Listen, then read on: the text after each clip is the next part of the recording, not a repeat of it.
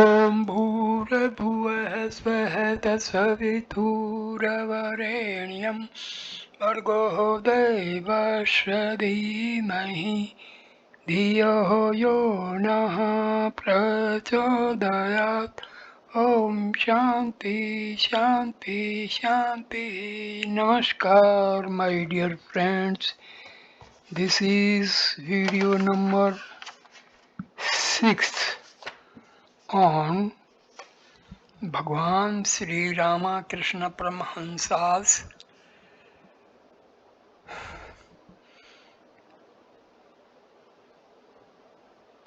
holy book, Gospels.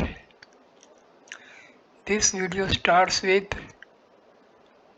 no finality about God's nature. A Brahmo devotee, sir, has God forms or has he none? Master, no one can say with finality that God is only this and nothing else. He is formless and again he has forms. For the bhakta he assumes forms, but he is formless for the jnani, that is for him who looks on the world as a mere dream. The bhakta feels that he is one entity and the world another. Therefore, God reveals himself to him as a person. But the jnani, the Vedantist, for instance, always reasons, applying the process of not this, not this. Through this discrimination, he realizes by his inner perception that the ego and the universe are both illusory like a dream. Then the jnani realizes Brahma in his own consciousness. He cannot describe what Brahma is. Do you know what I mean? Think of Brahma, existence, knowledge, bliss, absolute, as a shoreless ocean. Through the cooling influence, as it were, of the bhakta's love, the water has frozen at places into blocks of ice. In other words, God now and then assumed various forms for his lovers and reveals himself to them as a person. But with the rising of the sun of knowledge, the blocks of ice melt. Then one doesn't feel anymore that God is a person, nor does one see God's forms. What he is cannot be described. Who will describe him? He who would do so disappears. He cannot find his I anymore. Illusoriness of I. If one analyzes oneself, one does not find any such thing as I. Take an onion for instance. First of all, you peel off the red outer skin, then you find thick white skins. Peel these off one after the other, and you won't find anything inside.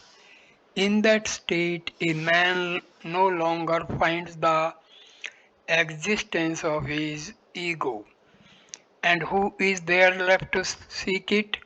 Who can describe how he feels in that state in his own pure consciousness about the real nature of Brahma? Once a salt doll went to measure the depth of the ocean. No sooner was it in the water Then it melted. Now who was to tell the depth? Sign of perfect knowledge. There is a sign of perfect knowledge. Man becomes silent when it is attained. Then the eye, which may be likened to the salt doll, melts in the ocean of existence, knowledge, bliss absolute, and becomes one with it. Not the slightest trace of distinction is left. As long as his self analysis is not complete, man argues with much ado, but he becomes silent when he completes it. When the empty pitcher has been filled with water, when the water inside the pitcher becomes one with the water of the lake outside, no more sound is heard. Sound comes from the pitcher as long as the pitcher is not filled with water. People used to say in olden days that no boat returns after having once entered the black waters of the ocean. All trouble and botheration come to an end when the I dies. You may indulge in thousands of reasoning, but still the I doesn't disappear. For people like you and me, it is good to have the feeling I am a lover of God. Personal God for devotees. The Saguna Brahma is meant for the Bhaktas.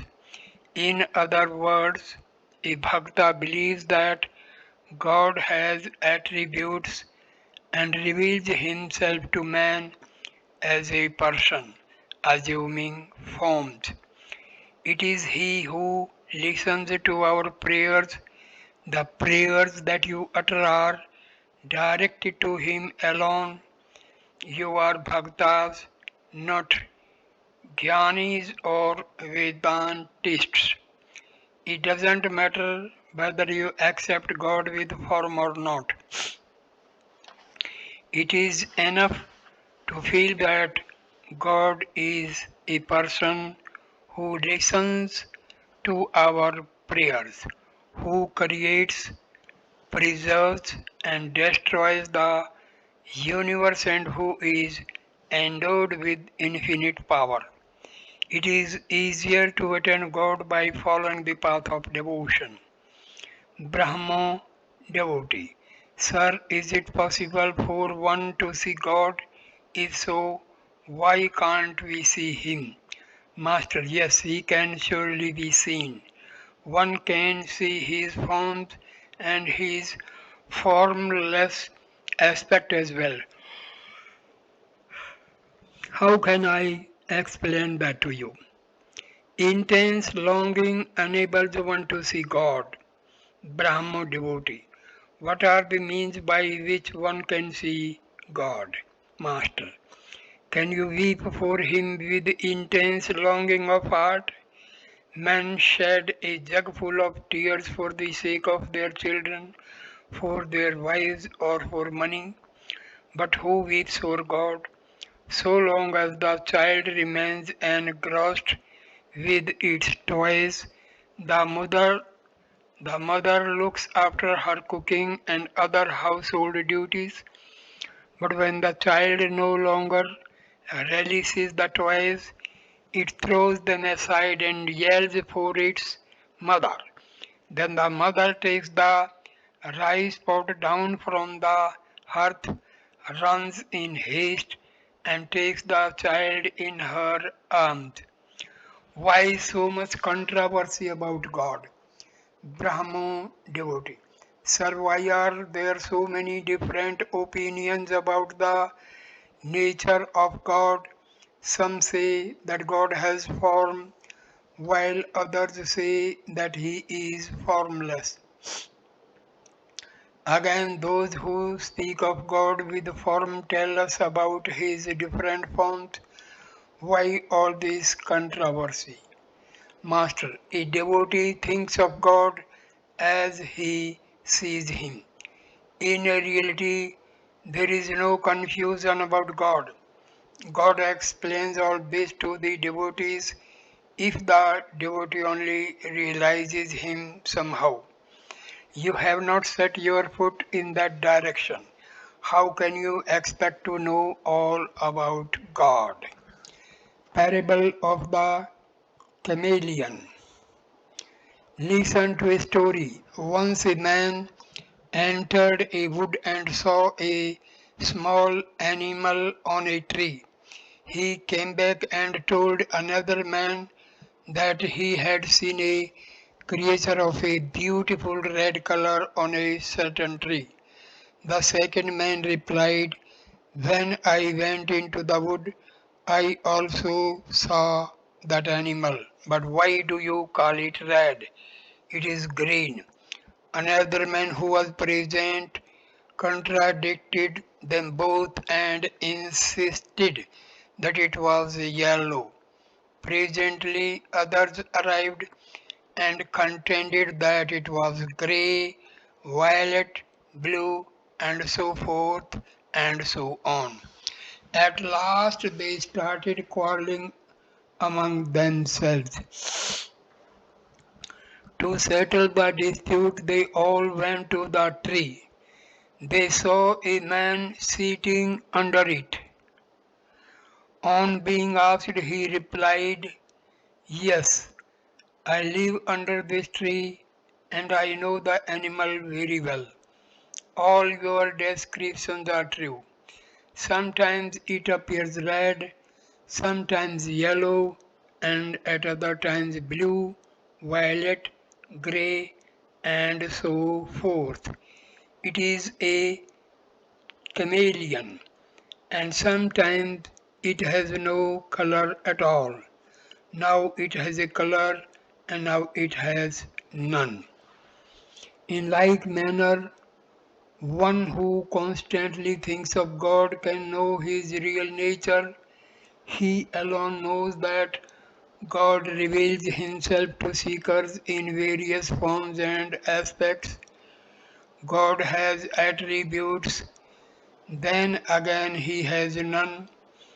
Only the man who lives under the tree knows that the chameleon can appear in various colors, and he knows further that the animal at times has no color at all.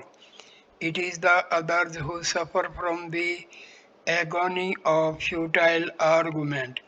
Kabir used to say, the formless absolute is my father, and God with form is my mother. God reveals himself in the form which his devotees loves most. His love for the devotee knows no bounds. It is written in the Purana that God assumed the form of Rama for his heroic devotee Hanuman. Vedantic non-dualism. The forms and aspects of God disappear when one discriminates in accordance with the Vedanta philosophy.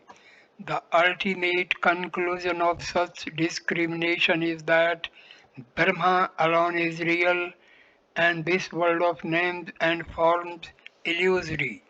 It is possible for a man to see the forms of God or to think of him as a person only so long as he is conscious that he is a devotee. From the standpoint of discrimination, this ego of a devotee keeps him a little away from God. Do you know why images of Krishna or Kali are 3.5 cubits high? Because of distance. Again, on account of distance, the sun appears to be small. But if you go near it, you will find the sun so big that you won't be able to comprehend it. Why have images of Krishna and Kali a dark blue color?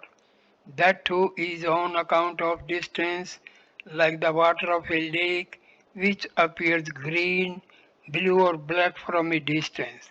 Go near, take the water in the palm of your hand, and you will find that it has no color.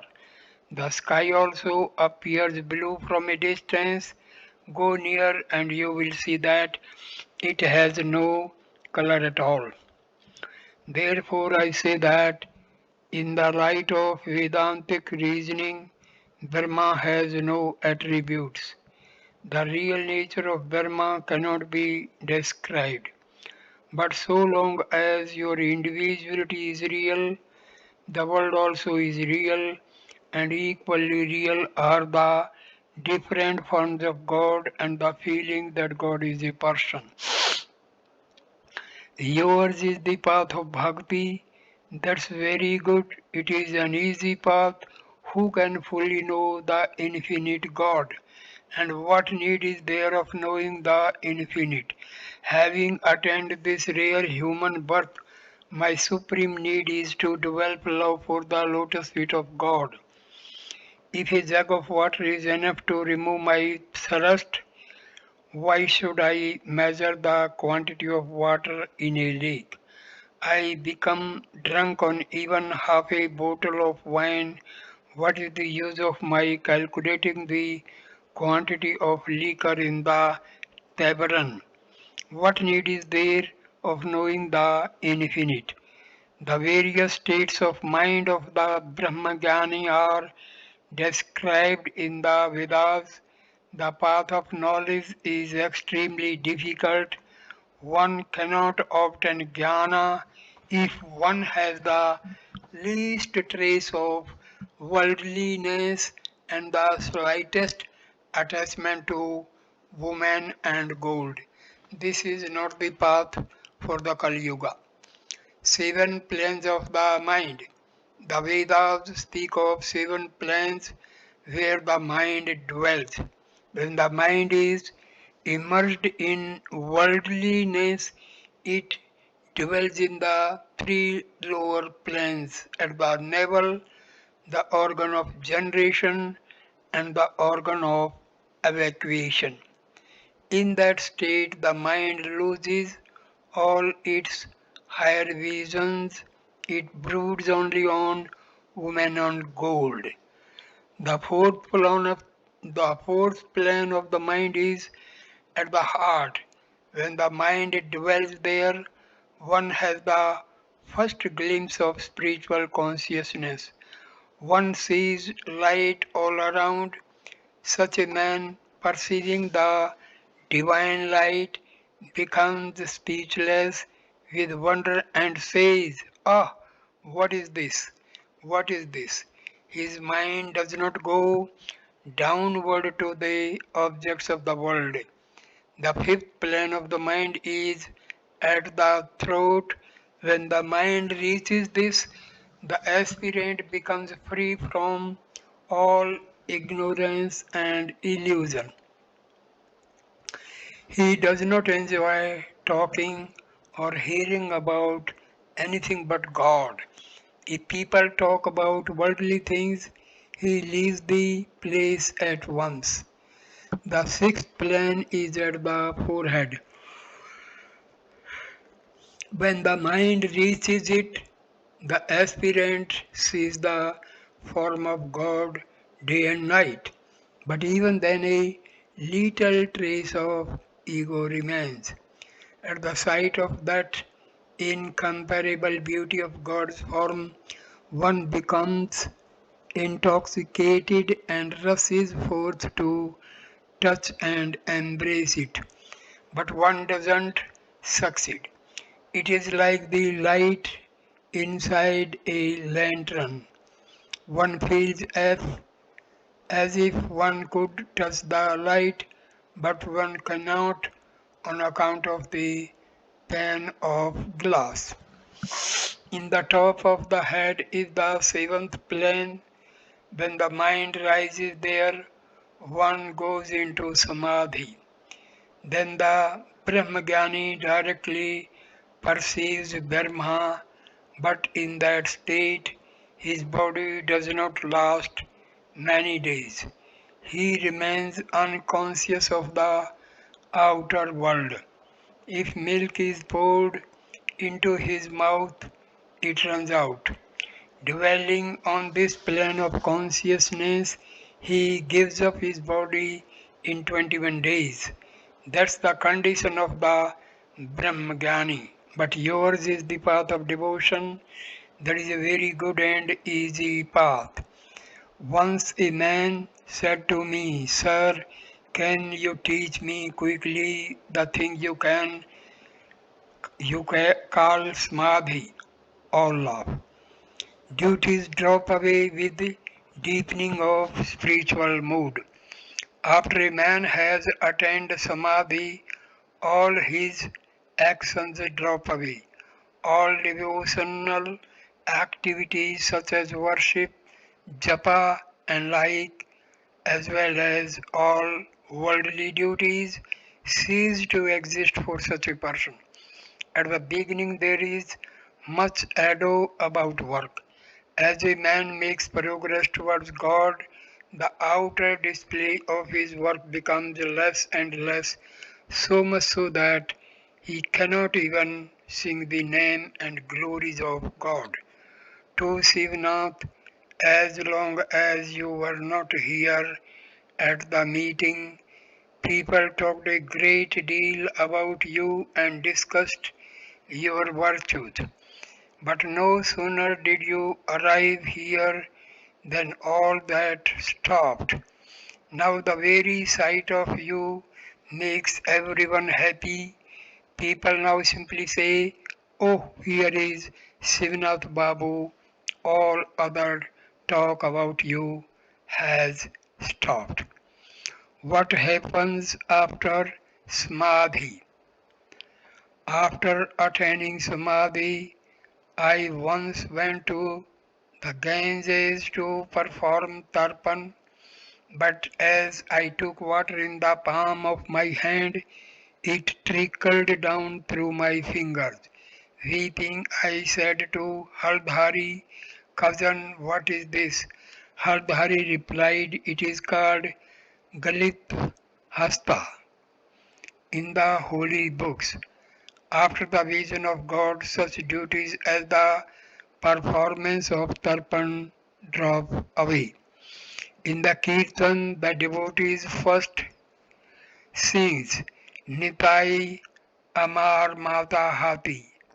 As the devotional mood deepens, he simply sings Hati Hati. Next, all he can sing is Hati. And last of all, he simply sings Ha and goes into Samadhi. The man who has been singing all the while then becomes speechless. Again, at a feast given to the Brahmins, one at first hears much noise of talking. When the guests sit on the floor with leaf plates in front of them, much of the noise ceases. Then one hears only the cry, brings some luchi. As they partake of the luchi and other dishes, three quarters of the noise subsides. When the curd, the last course appears, one hears only the sound soup, soup as the guests eat the curd with their fingers. Then there is practically no noise. Afterwards, all retire to sleep and absolute silence reigns. Therefore, I say, at the beginning of religious life, a man makes much ado about work, but as his mind dives deeper into God, he becomes less active. Last of all comes the re- renunciation of work followed by samadhi. Generally, the body does not remain alive after the attainment of samadhi. The only exceptions are such sages as Narada who keep their bodies alive in order to bring spiritual light to others. It is also true of divine incarnations like Chaitanya. After the well is dug, one generally throws away the spade and the basket, but some keep them in order to help their neighbors. The great souls who retain their bodies after samadhi feel compassion for the suffering of others. They are not so selfish as to be satisfied with their illumination. You are well aware of the nature of selfish people. If you ask them to spit at a particular place, they won't, lest it should do you good. If you ask them to bring a sweetmeat worth a cent from the store, they will perhaps lick it on the way back or laugh. But the manifestations of divine power are different in different beings. Ordinary souls are afraid to teach others. A piece of worthless timber may itself somehow float across the water, but it sinks even under the weight of a bird. Sages like Narada are like a heavy log of wood, which not only floats on the water but also can carry man, cows, and even elephants to Shivanath and the other Brahmo devotees. Can you tell me why you dwell so much on the powers and glories of God? I asked the same thing of Kesab Sen. One day Kesab and his party came to the temple garden at Dakshineshwar. I told them I wanted to hear how they lectured. A meeting was arranged in the paved courtyard above the bathing ghat on the Ganges where Kesab gave a talk. He spoke very well. I went into a trance. After the lecture, I said to Kesab, why do you so often say such things as, O God, what beautiful flowers thou hast made? O God, thou hast created the heavens, the stars, and the ocean, and so on. Those who love splendor themselves are fond of dwelling on God's splendor. Once a thief stole the jewels from the images in the temple of Radha Kanta. Mathur Babu entered the temple and said to the deity, what a shame, O God, you could not save your own ornaments.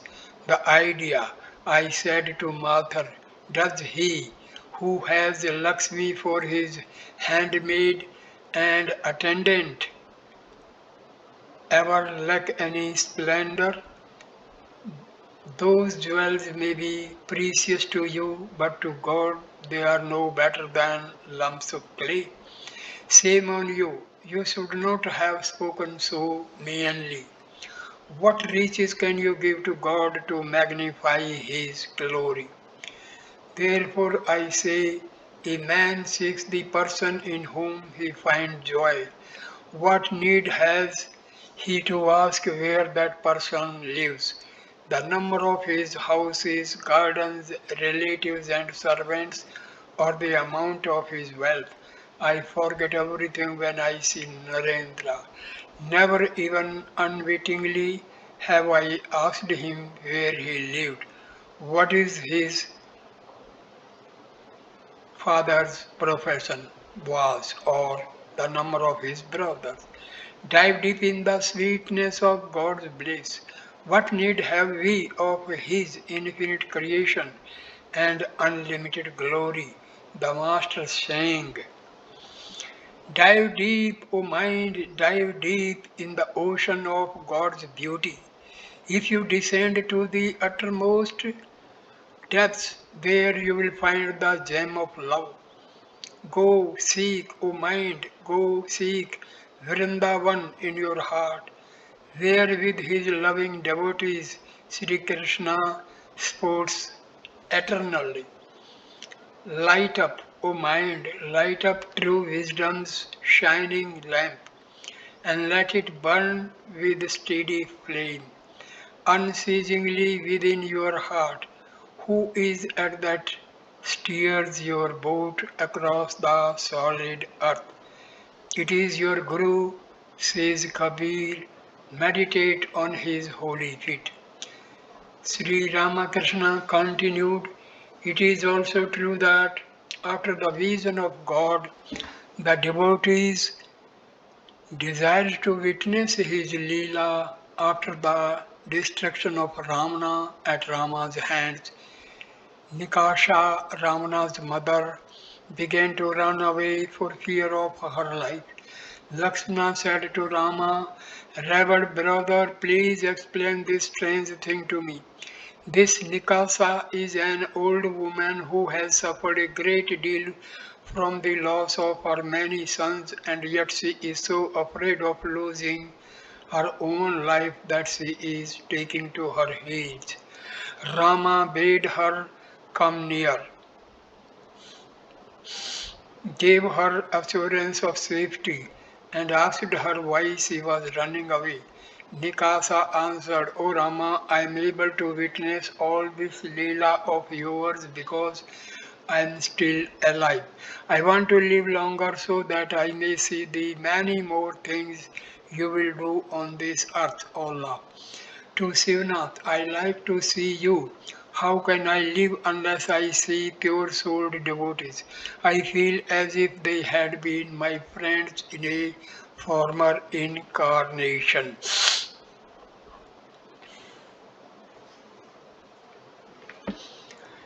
Reincarnation of soul and inscrutability of God's ways. A Brahmo devotee, sir, do you believe in the reincarnation of the soul? Master, yes. They say there is something like that. How can we understand the ways of God through our small intellects? Many people have spoken about reincarnation, therefore I cannot disbelieve it. As Bhishma lay dying on his bed of arrows, the Pandava brothers and Krishna stood around him. They saw tears flowing from the eyes of the great hero. Arjuna said to Krishna, Friend, how surprising it is! Even such a man as our grandsire Bhishma, truthful, self-restrained, supremely wise, and one of the eight Vasus weeps through Maya at the hour of death. Sri Krishna asked Bhishma about it. Bhishma replied, O Krishna, you know very well that this is not the cause of my grief. And thinking that there is no end to the Pandavas' sufferings, though God Himself is their charioteer. A thought like this makes me feel that I have understood nothing of the ways of God, and so I weep.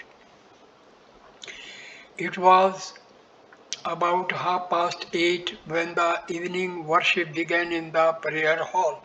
Soon the moon rose in the autumn sky and flooded the trees and creepers of the garden with its light. After prayer, the devotees began to sing. Sri Ramakrishna was dancing, intoxicated with the love of God. The Brahmo devotees danced around him to the accompaniment of drums and cymbals. All appeared to be in a very joyous mood. The place echoed and re echoed with God's holy name. When the music had stopped, Sri Ramakrishna prostrated himself on the ground and making salutations to the Divine Mother again and again, said, Bhagavata Bhagata Bhagwan. My salutations at the feet of the Gyanis. My salutations at the feet of the Bhaktas. I salute the Bhaktas who believe in God with form, and I salute the Bhaktas who believe in God without form. I salute the knowers of Brahma of olden times, and my salutations at the feet of the modern knowers of Brahma of the Brahma Smas. Then the master and the devotees enjoyed a supper of delicious dishes which Dani Madhav, their host, had provided. Wednesday, November 15, 1882. Master at the circus. Sri Ramakrishna, accompanied by Rakhal and several other devotees, came to Calcutta in a carriage and called for him at the school where he was teaching. Then they all set out for the Maidan. Sri Ramakrishna wanted to see the Wilson Circus. As the carriage rolled along the crowded Chitpur road, his joy was very great. Like a little child, he leaned first out of one side of the carriage and then out of the other, talking to himself as if addressing the passers-by. To him he said, I find the attention of the people fixed on earthly things. They are all rushing about for the sake of their stomachs. No one is thinking of God. They arrived at the circus. Tickets for the cheapest seats were purchased. The devotees took the master to a high gallery and they all sat on a bench. He said joyfully, Ha, this is a good place.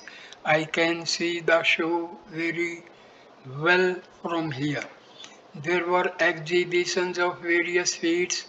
A horse raced around a circular track over which large iron rings were hung at intervals. The circus rider, an English woman, stood on one foot on the horse's back, and as the horse passed under the rings, she jumped through them, always alighting on one foot on the horse's back. The horse raced around the entire circle, and the woman never missed the horse or lost her balance. When the circus was over, the master and the devotees stood outside in the field near the carriage. Since it was a cold night, he covered his body with his green shawl. Necessity of spiritual discipline. Sri Ramakrishna said to M, Did you see how that English woman stood on one foot on her horse while it ran like lightning? How difficult a feat that must be. She must have practiced a long time. The slightest carelessness and she would break her arms or legs. She might even be killed. One faces the same difficulty leading the life of a householder. A few succeed in it through the grace of God and as a result of their spiritual practice, but most people fail. Entering the world, they become more and more involved in it. They drown in worldliness and suffer the agonies of death. If you only, like Janka, have succeeded through the power of their austerity. In leading this spiritual life as householders, therefore, spiritual practice is extremely necessary, otherwise, one cannot rightly live in the world.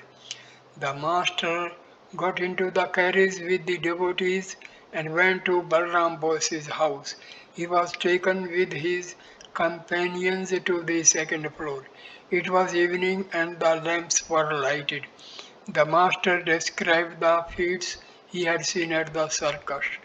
Gradually other devotees gathered and soon he was engaged in spiritual talk with them. Master on caste system. The conversation turned to the caste system. Sri Ramakrishna said, the caste system can be removed by one means only, and that is the love of God. Lovers of God do not belong to any caste. The mind, body, and soul of a man becomes purified through divine love. Chaitanya and Nityananda scattered the name of Hari to everyone, including the Pariah, and embraced them all. A Brahmin without this love is no longer a Brahmin, and a Priya with the love of God is no longer a Priya. True bhakti and untouchable becomes pure and elevated. Entanglement of householders. Speaking of householders entangled in worldliness, the Master said, they are like the silkworm. They can come out of the cocoon of their worldly life if they wish, but they cannot bear to, for they themselves have built the cocoon with great love and care. So they die there. Or they are like the fish in a trap. They can come out of it by the way they entered, but they sport inside the trap with other fish and hear the sweet sound of the murmuring water and forget everything else. They don't even make an effort to free themselves from the trap. The lisping of children is the murmur of the water, and the other fish are relatives and friends. Only one or two make good their escape by running away. They are the liberated souls, the Master then saying. When such delusion veils the world through Mahamaya's spell, that Brahma is bereft of sense and Vishnu loses consciousness, and what hope is left for man? The narrow channel first is made, and there the trap is set. But open through the passage lies, the fish once safely through the gate. Do not come out again. The silkworm patiently prepares its closely spun cocoon, yet even though a way leads forth and cast within its own cocoon, the worm remains to die. The master continued. Man may be likened to grain. He has fallen between the milestones and is about to be crushed. Only the few grains that stay near the peg escape. Therefore, man should take refuge at the peg, that is to say, in God. Call on Him, sing His name, then you will be free, otherwise, you will be crushed by the King of Death. The Master saying again, Mother, Mother, my boat is sinking here in the ocean of this world. Fiercely the hurricane of delusion rages on every side. Clumsy is my helmsman, the mind. Stubborn my six oarsmen, the passions into a pitiless wind. I sailed my boat and now it is sinking. Split is the rudder of devotion, tattered is the sail of faith. Into my boat the waters are pouring. Tell me what shall I do? For with my fading eyes, alas, nothing but darkness do I see. Here in the waves I will swim, O Mother, and cling to the raft of thy name. Mr. Viswas had been sitting in the room a long time. He now left. He had once been wealthy but had squandered everything in an immoral life. Finally, he had become indifferent to his wife and children. Referring to Mr. Viswas, the master said, he is an unfortunate wretch. A, hou- a householder has his duties to discharge. his debts to pay, his debt to the gods, his debt to his ancestors, his debt to the rishis, and his debt to wife and children. If a wife is chaste, then her husband should support her. He should also bring up their children until they are of age. Only a monk must not save. The bird and the monk do not provide for the morrow, but even a bird provides when it has young. It brings food in its bill for its chicks. Balram, Mr. Viswas now wants to cultivate the company of holy people. Master, with a smile, a monk's Kamandalu goes to the four principal holy places with him, but it still tastes bitter. Likewise, it is said that the Malaya breeze turns all trees into sandalwood, but there are a few exceptions, such as the cotton tree, the aswatha, and the hog plum. Some frequent the company of holy men in order to smoke hemp. Many monks smoke it, and these householders stay with them, prepare the hemp, and partakes of the prasad. Thursday, November 16, 1882. The master had come to Calcutta. In the evening, he went to the house of Raj Mohan, a member of the Brahmo Samaj, where Narendra and some of his young friends used to meet and worship according to the Brahmo ceremonies. Sri Ramakrishna wanted to see their worship. He was accompanied by M and a few other devotees. The master was very happy to see Narendra and expressed a desire to watch the young men at their worship. Narendra sang and then the worship began. One of the young men conducted it. He prayed, O Lord, may we give up everything and be absorbed in Thee. Possibly the youth was inspired by the Master's presence and so talked of utter renunciation. Sri Ramakrishna remarked in a whisper, much likelihood there is of that. Raj Mohan served the master with refreshments. Sunday, November 19, 1882. It was the auspicious occasion of the Jagadhatri Puja, the festival of the Divine Mother. Sri Ramakrishna was invited to Surendra's house in Calcutta, but first he went to the house of Manmohan in the neighborhood. The master was seated in Manmohan's parlor. He said, God very much relishes the bhakti of the poor and the lowly, just as the cow relishes fodder mixed with oil cake. King Duryodhana showed Krishna the splendor of his wealth and riches, but Krishna accepted the hospitality of the poor Vidura. God is fond of his devotees. He runs after the devotee as the cow after the calf. The master sang. And for that love, the mighty yogis practice yoga from age to age. When love awakes the Lord, like a magnet draws to him the soul. Then he said, Chaitanya used to shed, Chaitanya used to shed tears of joy at the very mention of Krishna's name. God alone is the real substance, all else is illusory.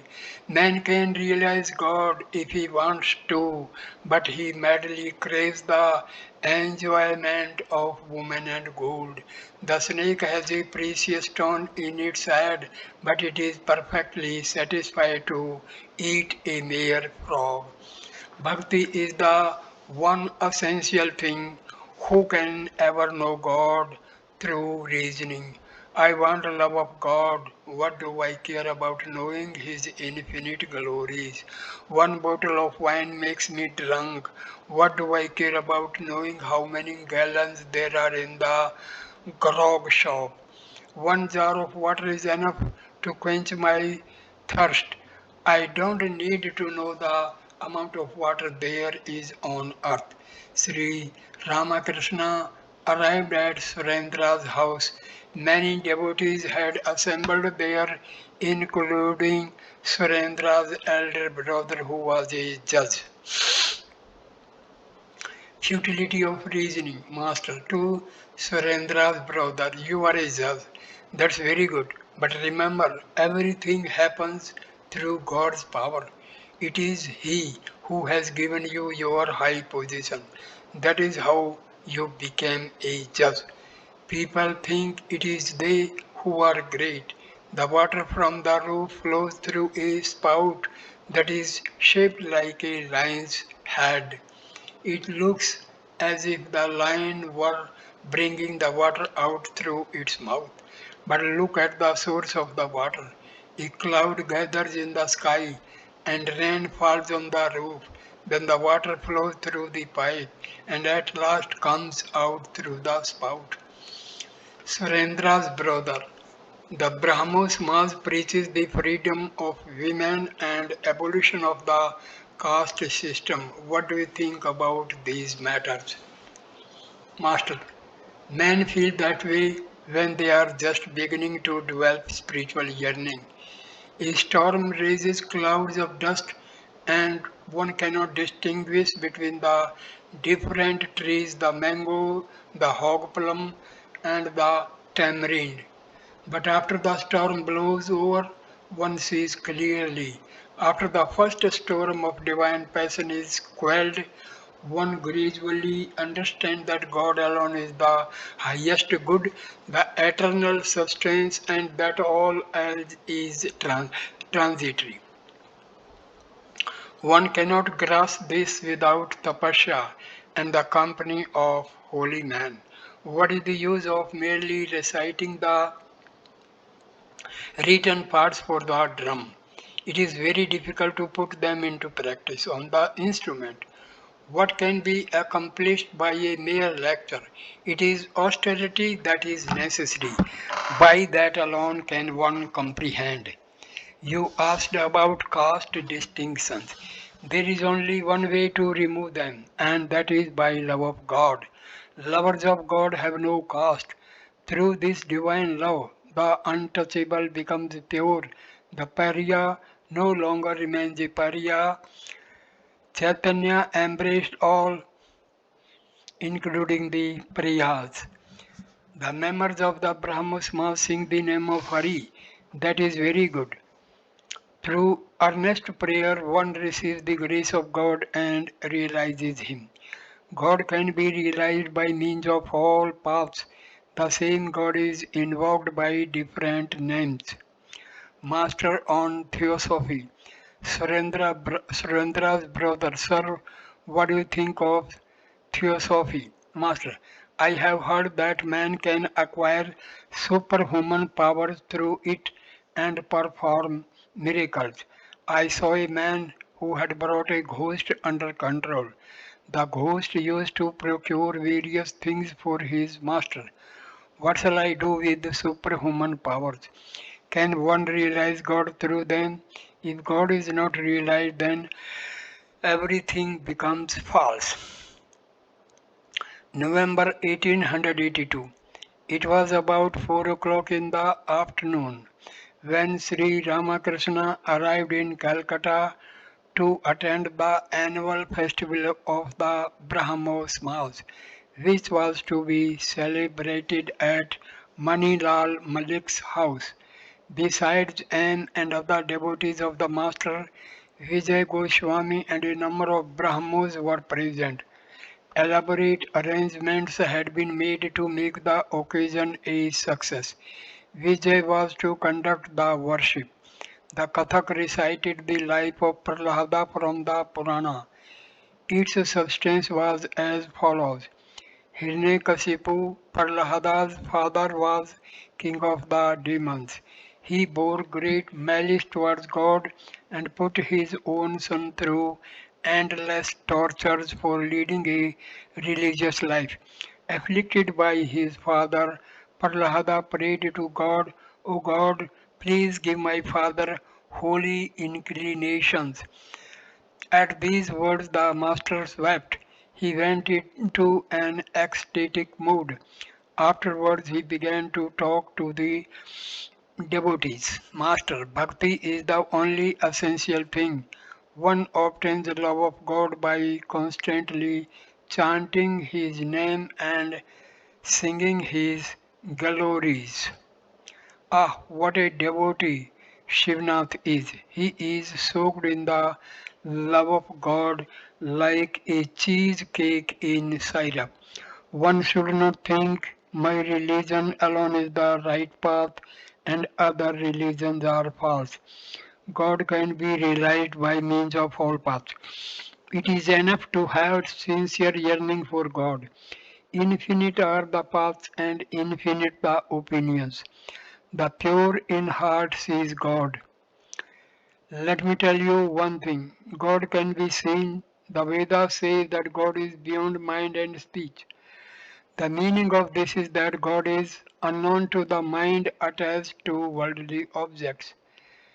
Vaishnavacharan used to say, God is known by the mind and intellect that are pure. Therefore, it is necessary to seek the company of holy men. Practice prayer and listen to the instruction of the Guru. These purify the mind, then one sees God that can be removed from water by a purifying agent. Then one sees one's reflection in it. One cannot see one's face in a mirror if the mirror is covered with dirt. After the purification of the heart, one obtains divine love. When one sees God through His grace, one can teach others if one receives that command from God after seeing Him. Before that, one should not lecture. There is a song that says, You have set up no image here within the shrine, O fool, blowing the conch, you simply make confusion worse confounded. You should first cleanse the shrine of your heart, then you should install the deity and arrange worship as yet nothing has been done. What can you achieve by blowing the conch shell and simply making a loud noise? Vijay sat on a raised stool and conducted the worship according to the rules of the Brahmo's mouth. Afterwards he sat by the master. Master to Vijay, will you tell me one thing? Why did you harp so much on sin? By repeating 100 times, I am a sinner, one verily becomes a sinner.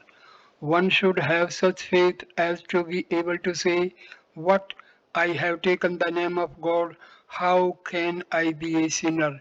God is our Father and Mother. Tell Him, O Lord, I have committed sins, but I won't repeat them. Chant His name and purify your body and mind. Purify your tongue by singing God's holy name. December 1882.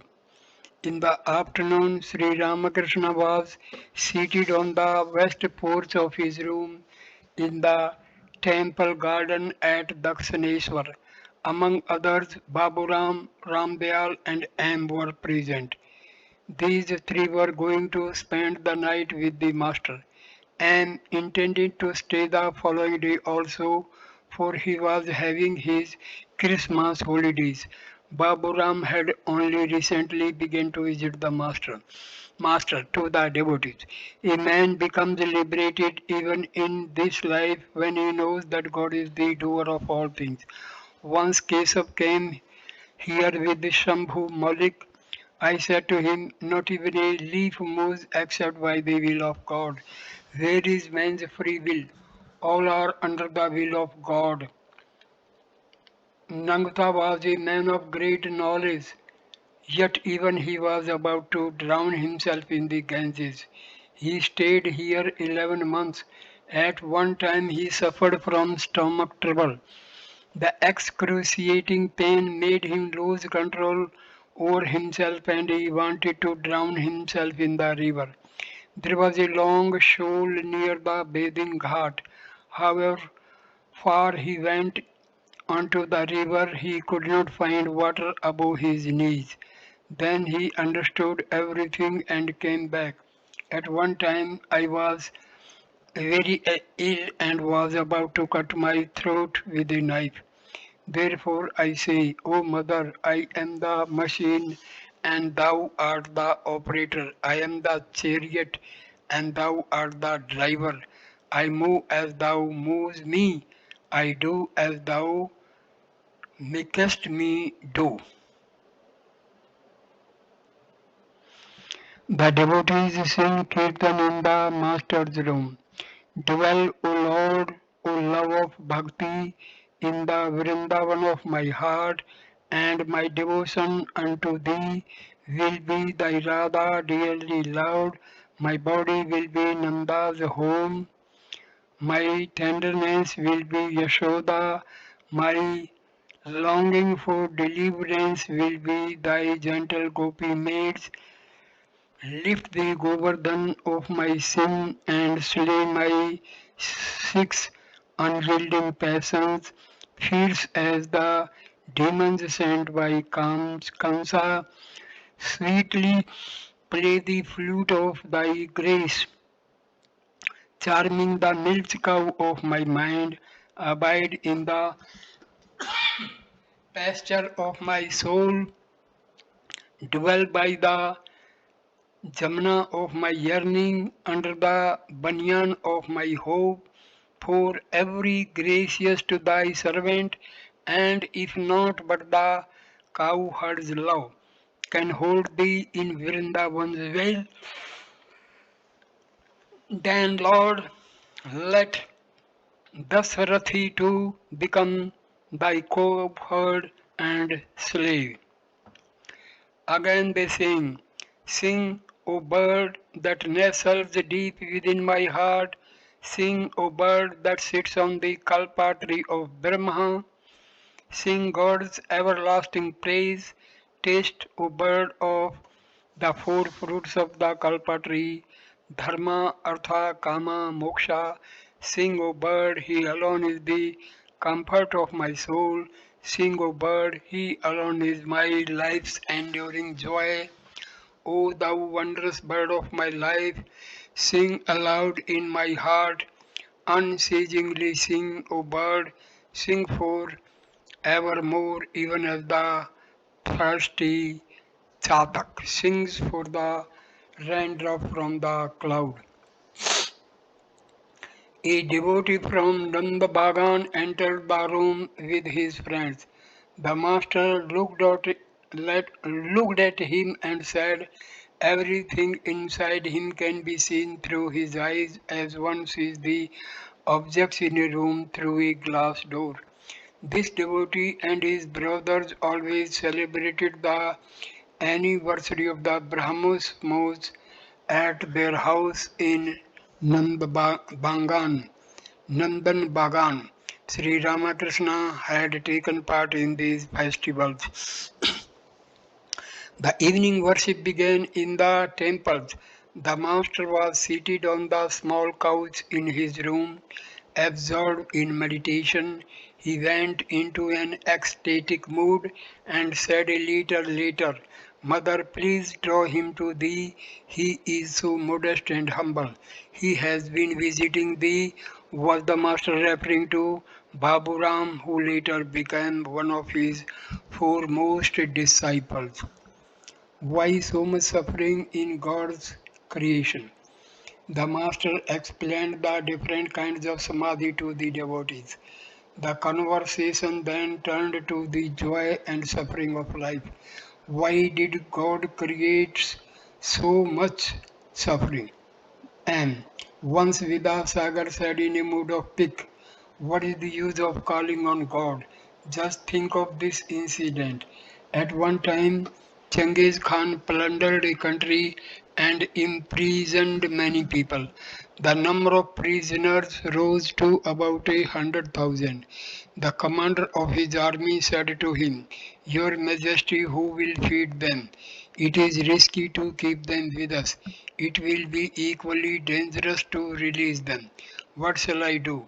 Chengiz Khan said, "That is true. What can be done? Well, have them killed." The order was accordingly given to cut them to pieces. Now God saw this slaughter, did not he? But he did not stop it in any way. Therefore I don't need God, whether he exists or not. I don't derive any good from him. Master, it is possible to understand God's action and his motive. He creates, he preserves, and he destroys. Can we ever understand why he destroys? I say to the Divine Mother, "O Mother, I do not need to understand. Please give me love for thy lotus feet." The aim of human life is to attain bhakti. As for other things, the mother knows best. I have come to the garden to eat mangoes. What is the use of my calculating the number of trees, branches, and leaves? I only eat the mangoes. I don't need to know the number of trees and leaves. Babu Ram M and Ram Dayal slept that night on the floor of the master's room. It was an early hour of the morning, about 2 or 3 o'clock.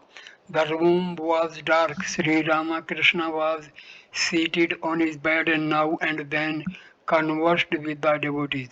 Compassion and attachment. Master, remember that daya, compassion, and maya, attachment are two different things. Attachment means the feeling of myness towards one's relatives. It is the love one feels for one's parents, one's brother, one's sister, one's wife and children. Compassion is the love one feels for all beings of the world. It is an attitude of equality. If you see anywhere an instance of compassion as in Vidyasagar, know that it is due to the grace of God. Through compassion one serves all beings. Maya also comes from God. Through Maya, God makes one serve one's relatives. But one thing should be remembered: Maya keeps us in ignorance and entangles us in the world, whereas Daya makes our hearts pure and gradually unties our bonds. God cannot be realized without purity of heart. One receives the grace of God by subduing the passions, lust, anger, and greed. Then one sees God. I tried many things in order to conquer lust. When I was 10 or 11 years old and lived at Kamarpukur, I first experienced samadhi.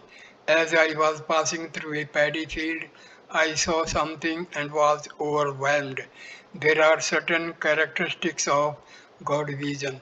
One sees light, feels joy, and experiences the upsurge of a great current in one's chest like the bursting of a rocket.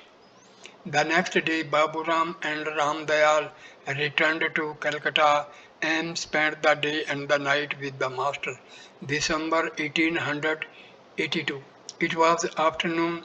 The master was sitting in his room at Dakshineswar with him and one or two other devotees. Several Marwari devotees arrived and saluted the master. They requested Sri Ramakrishna to give them spiritual instruction. He smiled. Master to the Marwadi devotees. You see, the feeling of I and mine is the result of ignorance. But to say, O God, thou art the doer, all these belong to thee, is the sign of knowledge. How can you say such a thing as mine? The superintendent of the garden says, "This is my garden." But if he is dismissed because of some misconduct, then he does not have the courage to take away even such a worthless thing as his mango wood box. Anger and lust cannot be destroyed. Turn them towards God. If you must feel desire and temptation, then desire to realize God, feel tempted by Him. Discriminate and turn the passions away from worldly objects. When the elephant is about to devour a plantain tree in someone's garden, the mahout strikes it with his iron tipped goad. You are merchants. You know how to improve your business gradually. Some of you start with a castor oil factory. After making some money at that, you open a cloth shop. In the same way, one makes progress towards God. It may be that you go into solitude now and then and devote more time to prayer. But you must remember that nothing can be achieved except in its proper time. Some persons must pass through many experiences and perform many worldly duties before they can turn their attention to God, so they have to wait a long time. If an abscess is launched before it is soft, the result is not good. The surgeon makes the opening when it is soft and has come to a head. Once a child said to its mother, "Mother, I am going to sleep now. Please wake me up when I feel the call of nature." "My child," said the mother, "when it is time for that, you will wake up yourself. I shall not have to wake you up." The Marwari devotees generally brought offerings of fruit, candy, and other sweets for the master. But Sri Ramakrishna could hardly eat them. He would say, "They earn their money by falsehood. I cannot eat their offerings." He said to the Marwadis, "You see, one cannot strictly adhere to truth in business. There are ups and downs in business. Nanak once said, I was about to eat the food of unholy people when I found it stained with blood. A man should offer only pure things to holy men. He should not give them food earned by dishonest means. God is realized by following the path of truth. One should always chant His name, even while one is performing one's duties. The mind should be left with God. Suppose I have a carbuncle on my back. I perform my duties, but the mind is drawn to the carbuncle. It is good to repeat the name of Rama. The same Rama who was the son of King Dasharatha has created this world. Again, as spirit, he pervades all beings. He is very near us. He is both within and without.